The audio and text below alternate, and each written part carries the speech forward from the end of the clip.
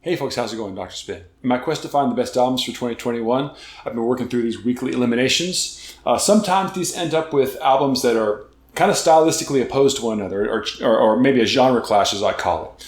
And so even though I've made an argument in the past that kind of progressive rock and pop music kind of are on the same ballpark at least, the differences between these two albums are enough that it's hard to make that kind of direct comparison. Okay, so for example, this week is Leprous's Pitfalls versus Tally Hall's Marvelous Mechanical Museum. Not easy to say. Try on your own sometime. See what happens.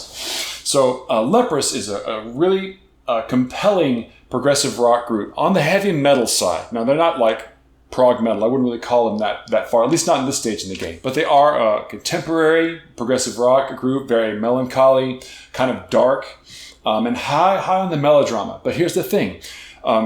Melodrama can work if you sell it, and I think that Leprous sells the melodrama, and the histrionic vocals and the stylistic shifts that they do throughout the album kind of all work. And I'm always impressed by this album, and it continues to amaze me when I listen to it. But then you got Tally Hall. And Tally Hall is a very highly eclectic power pop album.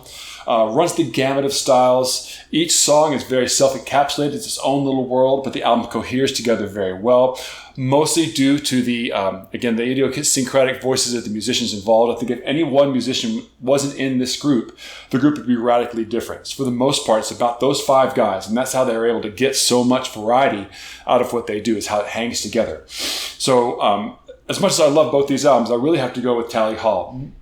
Partially because of their creativity and partially because of the compelling way in which this album holds together, but also because the album is lots of fun to listen to. My kids love it, my wife loves it, and I'm pretty sure that just a person walking off the street will find something to like about this album, generally speaking, even though it's highly charged musicianship and extremely intricate in the way that it plays out. So this is the one that goes on for this week. Now, if you want to check it out for yourself, at the end I'll put up a couple clips, one from each of these bands, and also some spots where I've probably talked about them previously.